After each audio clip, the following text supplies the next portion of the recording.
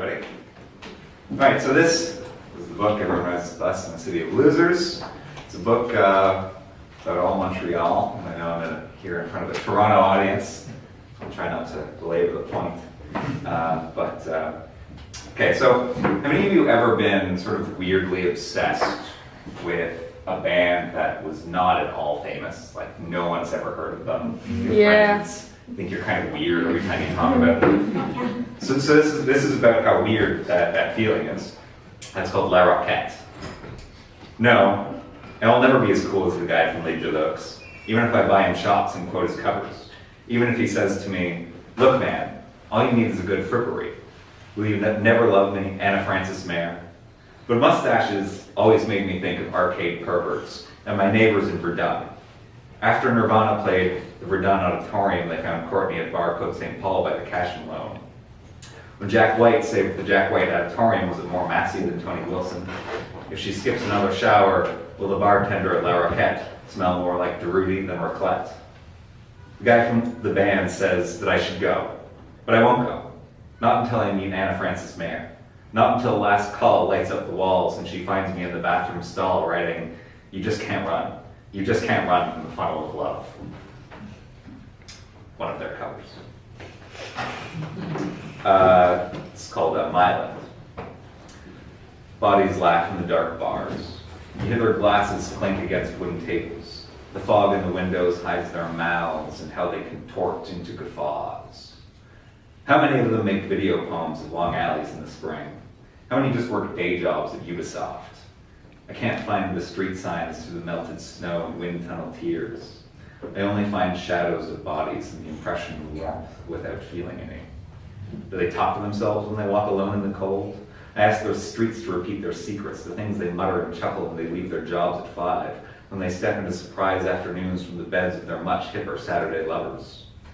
If I never meet the characters on UGCL labels, I may never come back to my island. The snow is thick, and so are the spaces outside the valence of street lamps. Once I'm sick of mysteries, I won't venture over the CPR tracks anymore. I won't risk that $146 ticket or pause to see the 20 pointing fingers from the viaduct.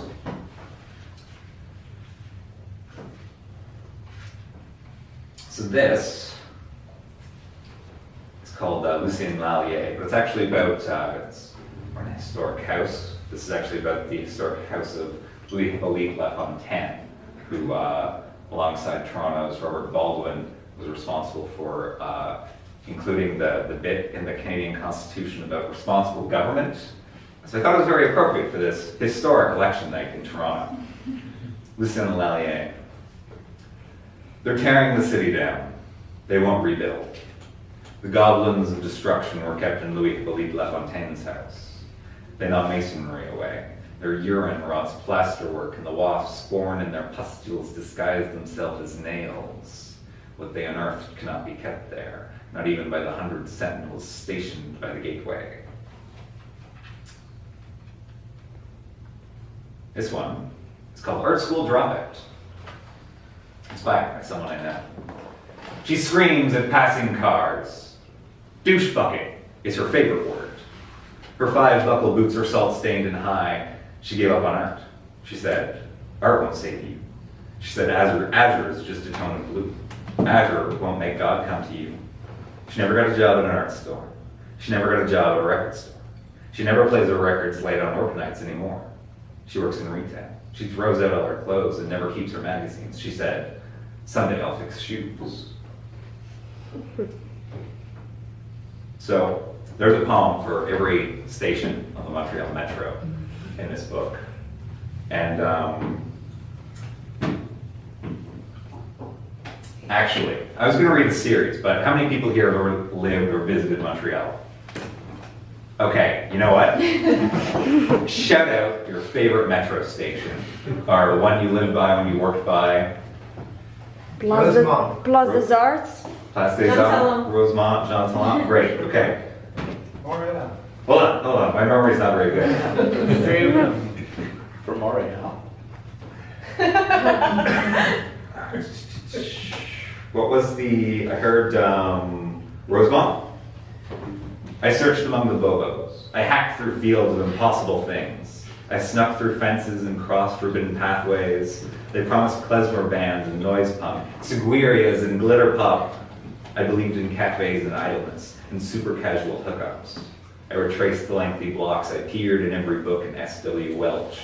Pond-like, I bounced up and down the viaduct, though after I moved to Verdun, I couldn't muster up the chutzpah to buy coffee anywhere as frumpy hip as the Kajadi. I also heard Jean Talon. Let's do that one. There are a couple of Jean Talons because it's one of those transfer stations. So this is the one I just found. So the transfer stations, it goes by line. Anyway, of all 4 lines, the blue line is Montreal's appendix. Ostensibly useless, but a good home for gut flora.